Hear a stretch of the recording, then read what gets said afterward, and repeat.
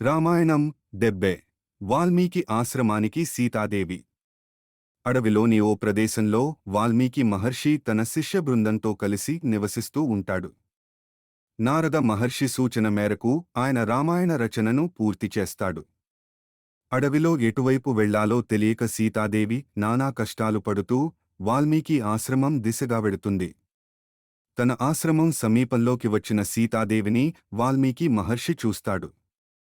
ఆమె సీతాదేవి అనే విషయం ఆయనకి అర్థమైపోతుంది. ఆమె ఏ కారణంగా అడవిలో ఒంటరిగా ఉందనే విషయం ఆయనకి తెలిసిపోతుంది. తాను వాల్మీకి మహర్షిననే విషయాన్ని సీతాదేవికి చెబుతాడు. గర్భవతి అయిన ఆమెను తన ఆశ్రమానికి రమ్మని కోరతాడు. తాను ఎలాంటి పరిస్థితుల్లో ఉన్నది సీతాదేవి ఆయనకి వివరిస్తుంది. తనని చేరదీయడం వలన ఆయనకి ఇబ్బందులు ఏర్పడే అవకాశం ఉందని అంటుంది. ఆమె అడుగుపెట్టడంతో తన ఆశ్రమ ప్రాంతం పరమ పవిత్రం అవుతుందని వాల్మీకి మహర్షి అంటాడు. ఆమె రాక వలన తన జన్మ ధన్యమవుతుందని చెబుతాడు. ఆమె పేరు అందరికీ తెలుస్తుందనే బెంగ అవసరం లేదని, లోకపావని పేరుతోనే అందరికీ పరిచయం చేస్తానని అంటాడు. వాల్మీకి మహర్షి పదే పదే కోరడంతో ఆయన ఆశ్రమంలో తలదాచుకోవడానికి సీతాదేవి అంగీకరిస్తుంది. ఆయనకి కృతజ్ఞతలు చెప్పుకుని మౌనంగా అనుసరిస్తుంది. సీతాదేవిని వెంటబెట్టుకుని ఆయన తన ఆశ్రమానికి తీసుకొస్తాడు. అక్కడి తపస్వినులకు లోకపావనిగానే సీతాదేవిని పరిచయం చేస్తాడు.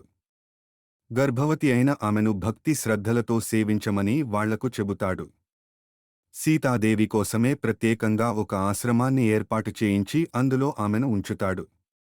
వాల్మీకి మహర్షి ఆశ్రమంలో నిరంతరం రామనామ సంకీర్తనం జరుగుతూ ఉంటుంది.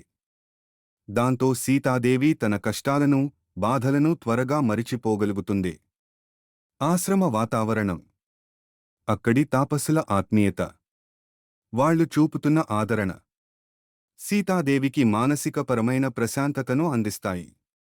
దాంతో ఆమె కూడా ఆ నామ సంకీర్తనంలో పాలుపంచుకుంటూ వన్యప్రాణులకు ఆహారాన్ని అందిస్తూ రాముడినే మనసులో నిలుపుకుని ఆయన రూపాన్ని ధ్యానిస్తూ కాలం గడుపుతూ ఉంటుంది.